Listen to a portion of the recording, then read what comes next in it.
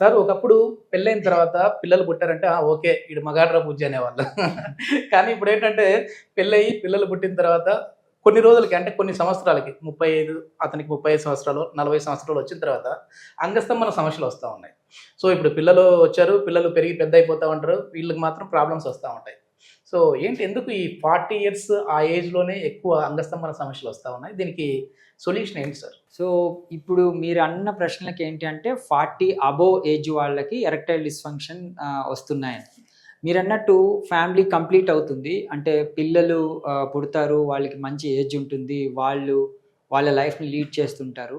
Couple ఏంటి అంటే శృంగారం పరంగా దూరంగా ఉంటారు. సో, అప్పుడు ఆలోచిస్తే ఏంటి అంటే ఈ సెక్షువల్ డిస్‌ఫంక్షన్స్ వల్ల వాళ్ళు దూరంగా ఉంటారు. ఈ అంగస్తంభన లోపాలు ముఖ్యంగా 60% ఆఫ్ ద మేల్ ఈ 40 ఇయర్స్ తర్వాత ఈ అంగస్తంభన లోపాలతో బాధపడుతూ ఉంటారు. సో, వీళ్ళకి ఎరెక్టైల్ డిస్‌ఫంక్షన్ వల్ల సెక్షువల్ యాక్ట్ చేయాలనుకున్న కోరిక ఉన్నా, ఇద్దరిలో కపుల్‌లో కోరిక ఉన్నా గానీ వాళ్ళు ముందుకు వెళ్ళలేరు.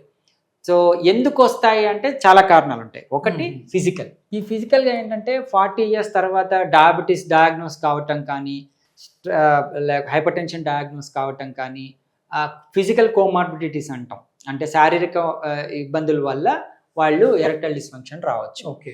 ఇంకొకటి మెంటల్ హెల్త్. ఈ మెంటల్ హెల్త్ ఏంటి అంటే ఉద్యోగంలో అతను స్ట్రెస్‌లో ఉండిపోయి, ఇన్ని రోజులు ఫ్యామిలీతో చేసుకోవాల్సిన అన్ని కంప్లీట్ చేసుకుంటూ యాంగ్జైటీ కానీ, డిప్రెషన్ కానీ వాటి వల్ల ఈ మెంటల్ హెల్త్ ఇష్యూస్. ఈ రెండిటి వల్ల కూడా అతనికి అంగస్తంభన లోపాలు అనేటివి రావచ్చు.